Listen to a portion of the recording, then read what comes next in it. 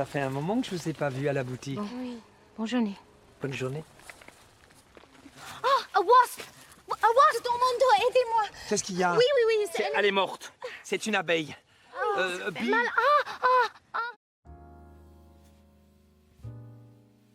Cerita dimulai dengan indah di sebuah desa di Prancis. Lalu diperlihatkan dengan seorang pria berusia 60 tahun yang bernama Martin. Martin adalah pendatang dari Paris yang menetap di sana untuk hidup dengan tenang. Di desa itu dia adalah seorang koki yang bisa membuat berbagai jenis roti. Di saat itu istrinya pun kemudian muncul dan bertanya kepadanya apa yang dia pikirkan. Martin menjawab bahwa dia khawatir dengan temannya yaitu Charles. Charles itu adalah tetangganya. Di scene berikutnya kita diperlihatkan dengan Charles yang sedang membakar semua hal yang berhubungan dengan istrinya yang bernama Gemma. Gemma ini beberapa hari yang lalu baru saja meninggoy. Dia lalu menunjukkan buku harian Gemma kepada Martin. Martin merasa cukup sedih karena dulunya ia pun cukup dekat dengan Charles dan juga istrinya. Lalu ketika Charles tengah mengambil minuman, secara diam-diam Martin mengambil buku harian Gemma dan langsung dibawa pulang. Cerita pun kemudian flashback sekitar 1 tahun ke belakang. Gemma dan Charles datang ke desa itu dari London untuk menetap di sana. Mereka adalah seorang seniman yang cukup lama tinggal di Inggris. Hingga akhirnya sekarang ini mereka pun pindah ke desa untuk mencari ketenangan dan meninggalkan segala hiruk pikuk di perkotaan. Mereka tiba di desa pada hari Minggu pagi. Ketika itu Martin sedang mengurusi taman di kebunnya, lalu secara tiba-tiba hewan peliharaannya berlari ke tempat tetangga baru. Martin akhirnya segera menyusul anjingnya itu dan ternyata dia sekarang memiliki tetangga baru. Martin pun akhirnya berkenalan dengan Charles dan juga Gemma. Martin juga menawarkan jika mereka butuh bantuan, jangan segan-segan untuk meminta tolong. Tampaknya dengan kehadiran Charles dan Gemma membuatnya menjadi lebih bersemangat dan juga senang. Karena memang sudah beberapa tahun terakhir mereka nggak memiliki tetangga dekat. Lantas pada keesokan paginya, Gemma bersama suaminya mengunjungi toko Martin untuk membeli beberapa roti. Di sini terlihat Gemma sangat terkesan dengan roti yang dibuat Martin yang sangat fresh dan sangat harum. Excusez-moi, monsieur. Sembari memandangi tetangga barunya, Martin pun terlihat mulai jatuh suka dengan Gemma yang memang masih begitu muda dan juga cantik. Beberapa hari kemudian, Martin pun terlihat sedang berjalan dengan anjingnya di sebuah ladang. Lantas tanpa sengaja ia pun bertemu dengan Gemma yang sedang menjelajahi daerah tersebut. Martin menyapa dan ia kemudian bercerita tentang masa lalu dari desa tersebut. Dan setelah itu, Gemma pun melanjutkan perjalanan bersama hewan peliharaannya. Dan sampai di sini, Martin pun semakin merasa tertarik padanya dari hari ke hari. Pada malam harinya, Charles datang ke rumah Martin. Dia meminta bantuan dengannya untuk memperbaiki listriknya yang rusak. Martin kemudian berangkat ke rumah mereka dan menemukan masalah pada sekringnya. Ia lantas segera memperbaiki sekring yang rusak itu. Kemudian esoknya Charles mengundang mereka untuk minum-minum cantik di rumahnya. Di tengah obrolan, Martin melihat wajah Gemma yang kayaknya lagi menyimpan sebuah masalah. Dan diketahui ia dan suaminya saat ini memiliki masalah ekonomi yang membuat dirinya menjadi kurang bersemangat. Sang suami yang hanya bekerja jika ada orderan membuat mereka tak bisa memperbaiki rumah yang mengalami kebocoran di beberapa titik. Melihat itu Martin pun berupaya untuk mengembalikan senyuman Gemma yang indah. Dia mengajak Gemma ke tokonya dan mengajarkannya cara membuat roti yang benar. Tak disangka, rupanya Gemma berbakat dalam mengolah bahan-bahan roti. Dan dalam kesempatan itu, Martin pun kerap kali membayangkan kecantikan Gemma dan berfantasi dengan pikirannya sendiri.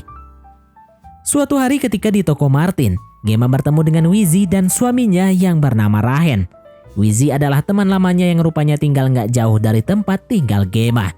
Mereka yang tahu skill melukis Gemma akhirnya menawarkan sebuah pekerjaan untuk bisa melukis dinding rumah agar terlihat lebih estetik. Kecantikan Gemma semakin hari semakin membuat Martin jatuh cinta dengannya. Ia pun akhirnya memberanikan diri untuk memuji Gemma secara langsung ketika mereka bertemu di jalan. Gemma mengaku bahwa ia sering memakan roti rendah kalori seperti yang diajarkan Martin. Dan hal itu membuatnya semakin memiliki tubuh yang indah. Ketika mereka akan berpisah, secara tiba-tiba ia dipatuk lebah di punggungnya. Namun karena kesulitan ia pun meminta bantuan Martin untuk mengeluarkan lebah tersebut. Martin pun mendapatkan rezeki nomplok dari Gemma dan bisa membayangi Gemma sesuka hatinya. Martin berhasil mengeluarkannya, namun ia harus mengeluarkan racun dari lebah itu dengan cara diseruput. Dan di saat yang seru itu nggak sengaja seorang pemuda bernama Harvey tengah lewat dan mengira mereka lagi macam-macam. Namun hal itu segera ditepis oleh Martin yang langsung menceritakan kejadian yang sebenarnya. Lalu tiba-tiba Gemma terjatuh dan mengalami pingsan karena rupanya Gemma alergi terhadap lebah madu. Si je rate cet examen, moi perso, il n'y a pas droit à réviser. À Paris. Mereka berdua lantas segera membawanya ke rumah sakit terdekat. Lantas ketika itu dokternya memberi obat untuk meringankan gejalanya. Ketika di perjalanan pulang, Gemma yang masih merasa lemas, alhasil dia pun nggak sadar kalau dia udah bersandar di bahu Martin, dan Martin pun tersenyum kegirangan. Beberapa hari kemudian, Gemma pun terlihat sudah kembali beraktivitas. Kali ini ia sedang berbelanja di pasar yang nggak jauh dari toko milik Martin. Lalu nggak lama kemudian, datanglah Harvey dan menanyakan keadaan Gemma. Martin yang ternyata dari tadi memperhatikan Gemma berbicara dalam hatinya bahwa pasti Harvey lagi berusaha buat ngedeketin Gemma. Dan ternyata Harvey ini adalah sosok playboy. Lantas ketika akan pulang, secara nggak sengaja Martin melihat mobil Gemma dan mendapati Gemma akan berkunjung ke rumah Harvey yang ternyata sangat megah. Dan bisa dipastikan mereka akan melaksanakan perpusrengan di sana. Lantas saat keluarga mereka tengah makan malam bersama, Martin melihat adanya bekas patukan yang masih ungu di leher Gemma. Dan Martin yang melihat itu pun merasa cukup cemburu. Suatu pagi Martin melihat Gemma lagi jalan-jalan dengan anjingnya. Dia rupanya lagi-lagi mampir ke rumah Harvey dan mereka pun kembali melaksanakan perpusrengan di sana. Keesokan harinya Gemma kembali mendatangi toko Martin dan membeli beberapa roti di sana. Namun ketika Gemma sudah pergi lumayan lama, istri Martin baru sadar kalau rotinya Gemma ada yang ketinggalan. Ia pun segera menyuruh Martin untuk mengantar roti itu ke rumah Gemma. Lantas tibanya di rumah Gemma, terlihat dari kejauhan bahwa Gemma melakukan perpusrengan dengan Harvey. Martin yang makin kecewa akhirnya langsung ninggalin rotinya di depan pintunya. Keesokan paginya Gemma pergi dengan menggunakan mantel tebal dan izin sama suaminya mau pergi ke pasar. Namun dia berbohong dan malah tiba di rumah Harvey. Gemma pun segera membuka mantelnya dan Gemma terlihat mulai memancing Harvey. Dan beberapa saat kemudian, mereka pun lagi-lagi melaksanakan permantapan duniawi.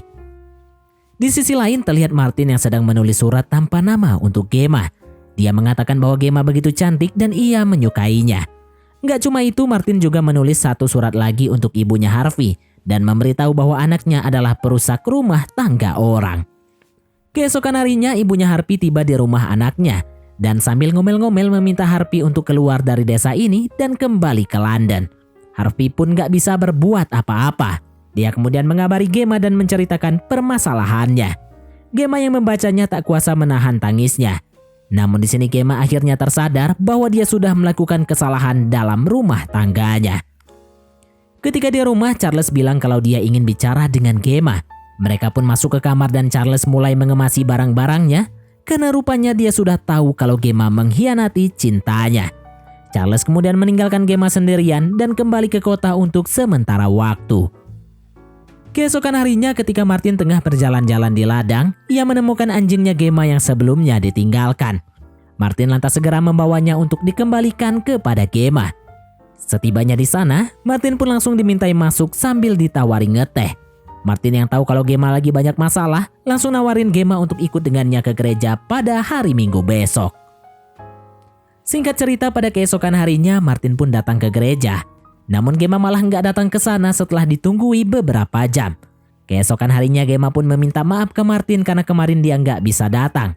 Martin lagi-lagi disuruh mampir ke rumah Gemma. Dan di sana tiba-tiba nasihatin Gemma untuk nggak ngelakuin apapun lagi dengan Harvey atau dia akan menyesal seumur hidupnya.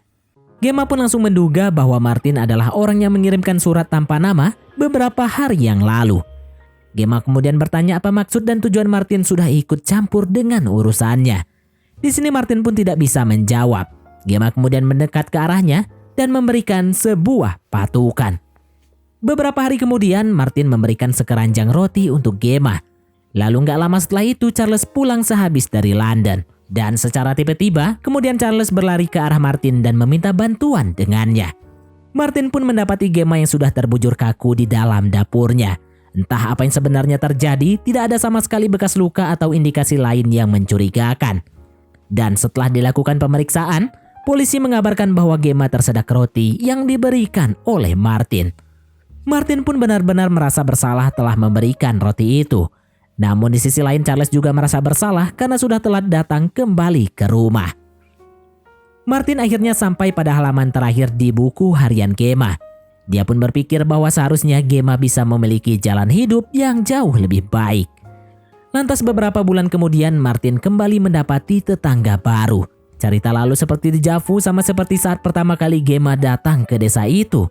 Dan film pun tamat. Oke baiklah, mungkin sampai di sini saja teman-teman untuk alur cerita film kita kali ini. Terima kasih buat teman-teman yang telah mengikuti alur cerita film ini sampai selesai. Sekian dari Mimin, sampai jumpa di konten berikutnya.